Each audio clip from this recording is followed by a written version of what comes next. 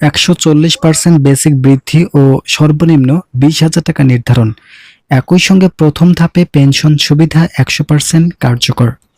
প্রধানমন্ত্রী তারেক রহমানের গঠিত 10 সদস্য আজ চূড়ান্ত সিদ্ধান্তের বার্তা দিলেন।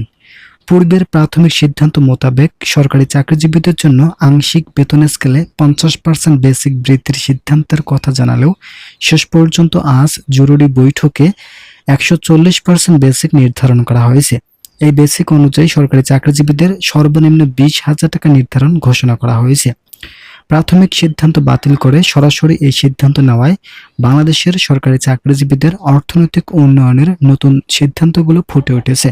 তারেক রহমান বলেন, আমরা প্রথম ধাপ থেকেই যে সিদ্ধান্তগুলো সংযোজন করেছি, যা সরকারি চাকরিজীবীদের প্রধান দাবিগুলোর মধ্যে অন্যতম। আমরা তাদের দাবিগুলোকে সমর্থন জানিয়েই চূড়ান্ত সিদ্ধান্তের দিক নির্দেশনা তুলে ধরেছি। তারেক রহমান ও অর্থ সচিব আজ বৈঠকের মাধ্যমে যে বিষয়গুলো উপস্থাপন করেছেন তাদের মধ্যে অন্যতম হচ্ছে অবসরকালীন সুবিধা।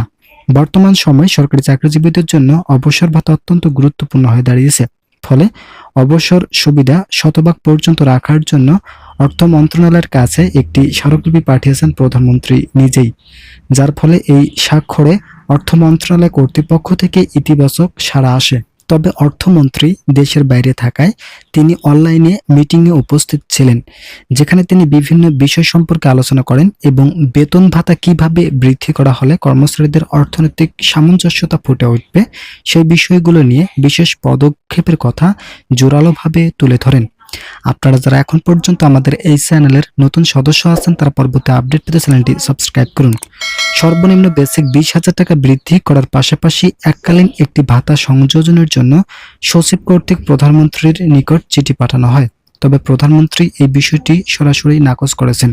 তিনি বলেন, এখন প্রথম ধাপে আমরা যে বিষয়গুলো সংযোজন করেছি সেই বিষয়ের সঙ্গে যদি এককালীন ভাতা সংযোজন করা হয় তাহলে সংশোধিত বাজেট আরও বৃদ্ধি করতে হবে, কেননা এই বাজেট দিয়ে বাংলাদেশের সরকারি চাকরিজীবীদের অর্থনৈতিক গতি ফেরাতে সক্ষম হলেও পূর্ণাঙ্গভাবে সকল দাবি বাস্তবায়ন করতে বিশেষ পদক্ষেপ নেওয়া হয়েছে। এই পদক্ষেপগুলো বাংলাদেশের অর্থনৈতিক অবস্থান বৃদ্ধির সঙ্গে সঙ্গে বিভিন্ন ধরনের সুযোগ সুবিধা সংযোজনের বিষয়বস্তু উপস্থাপন করা হয়। অর্থ মন্ত্রণালয় কর্তৃপক্ষ বলেন, এখন যে বাজেট সংশোধন করা হয়েছে সেখানে থেকে আমরা বাসা ভাড়া, চিকিৎসা ভাতা, অবসর সুবিধা সহ মূল বেসিক 20,000 টাকা নির্ধারণ ঘোষণা করতে সক্ষম। ইতিমধ্যেই সকল কার্যক্রম প্রায় শেষ ভাগে পৌঁছেছে। এখন প্রধানমন্ত্রী চূড়ান্ত স্বাক্ষরের অপেক্ষায় আছেন পে কমিশনের সংশ্লিষ্ট কর্তৃপক্ষ। প্রধানমন্ত্রী যখন স্বাক্ষর করবেন এরপরেই গেজেট জারি হবে। এই গেজেটে বাংলাদেশের অর্থনৈতিক অবস্থানগুলো স্পষ্টভাবে তুলে ধরা হয়। তবে কর্মচারীরা দীর্ঘদিন ধরে যে ধরনের দাবিগুলো উপস্থাপন করে যাচ্ছেন তাদের মধ্যে অন্যতম অবস্থান পেয়েছে অবসর সুবিধা। উচ্চ গ্রেড থেকে শুরু করে নিম্ন গ্রেডের সকল স্তরের চাকরিজীবীদের অবসর সুবিধা বৃদ্ধির চাপ অনুভব করায় প্রধানমন্ত্রী ও সচিব ইতিমধ্যে অভ্যন্তরীণভাবে একটি বৈঠক করার মাধ্যমে শতভাগ নির্ধারণ ঘোষণা করেছেন। আপনারা যারা এখন পর্যন্ত চ্যানেলটি সাবস্ক্রাইব করেননি তারা অবশ্যই সাবস্ক্রাইব করে ভিডিওটি কন্টিনিউ করুন। বৈঠকে স্বরাষ্ট্রমন্ত্রী উপস্থিত থাকায় তিনি বলেন, দেশের অর্থনৈতিক অবস্থানের সঙ্গে জড়িত অর্থ মন্ত্রণালয় কর্তৃপক্ষ, তবে কর্মচারীদের আর্থিক অবস্থানগুলো বৃদ্ধি করা বর্তমান সময়ের জন্য সময় সাপেক্ষ হয়ে দাঁড়িয়েছে। অন্তর্বর্তীকালীন সরকারের শাসনামলে যে রিপোর্ট উপস্থাপন করা হয়েছে সেই রিপোর্ট অনুযায়ী ইতিমধ্যে পর্যালোচনা কমিটি সংশোধন করেছেন, যেখানে বিভিন্ন বিষয় বাতিল করে পুনরায় সংযোজন করা হয়। কিন্তু অর্থ মন্ত্রণালয় থেকে বাজেট বরাদ্দের বিষয়টি সম্পর্কে বিশেষ কয়েকটি দিক নির্দেশনা আসায় 22 লক্ষ সরকারি চাকরিজীবীদের একটি মাপকাঠি তৈরি করা হয়। স্বরাষ্ট্রমন্ত্রী সালাউদ্দিন আহমেদ বলেন, বাংলাদেশের সকল সেক্টরের সরকারি চাকরিজীবীদের বেতন বৃদ্ধি করা হলেও যারা সামরিক বাহিনীতে আছেন তাদের জন্য রেশন ভাতা যথাযথভাবে বৃদ্ধি করতে হবে। এছাড়াও যারা সিভিল চাকরি করেন তাদের ক্ষেত্রে যদি রেশন সুবিধা চালু করা হয় তাহলে বিশেষ করে কর্মচারীদের অর্থনৈতিক চাপ কিছুটা কমে আসবে।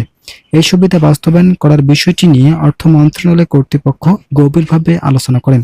অর্থ মন্ত্রণালয় বলেন, আমরা ইতিমধ্যেই যে সিদ্ধান্তগুলো নিয়েছি সেই সিদ্ধান্ত মোতাবেক সামরিক বাহিনীর সদস্যদের রেশন ভাতা বৃদ্ধি করা হলেও সিভিলিয়ানদের জন্য কোনোভাবেই রেশন সুবিধা এই প্রথম আংশিক বেতন স্কেলে সংযোজন করা হবে। যদি এটা বাস্তবায়ন করতে হয় তাহলে অবশ্যই আগামী অর্থ বছর এটি সংযোজন করতে হবে। তো ইতিমধ্যেই সরকারি চাকরিজীবীদের জন্য বিভিন্ন ধরনের সুযোগ সুবিধা নিয়ে সালাউদ্দিন আহমেদ সহ বিভিন্ন ঊর্ধ্বতন কর্মকর্তা ইতিমধ্যেই গুরুত্বপূর্ণ সিদ্ধান্তের কথা জানিয়েছেন। তবে সবথেকে গুরুত্বপূর্ণ সিদ্ধান্তগুলোর মধ্যে হচ্ছে মূল বেসিক বৃদ্ধি এবং অবসরকালীন সুবিধা। এরপর সরকারি কর্মচারীদের জন্য এককালীন একটি ভাতা বৃদ্ধির নতুন সিদ্ধান্ত নেওয়ার পাশাপাশি রেশন সুবিধা বৃদ্ধির জন্য দ্বিতীয় ধাপে এটি বাস্তবায়নের নতুন সিদ্ধান্তকে সকলেই ইতিবাচক বলে মন্তব্য করেন। তাই আশা করা যাচ্ছে প্রথম ধাপে শুধুমাত্র মূল বেসিক অবসরকালীন সুবিধা, বাসা ভাড়া সহ বিভিন্ন সুযোগ সুবিধা বাস্তবায়ন হলেও দ্বিতীয় ধাপে থাকছে রেশন সুবিধা সহ বিভিন্ন সুবিধা। তো সে পর্যন্ত অবশ্যই আপনারা আমাদের এই চ্যানেলটি সাবস্ক্রাইব করে আমাদের সঙ্গে থাকবেন, যাতে পরবর্তীতে গুরুত্বপূর্ণ আপডেট সবসময় সবার আগে পেতে পারেন।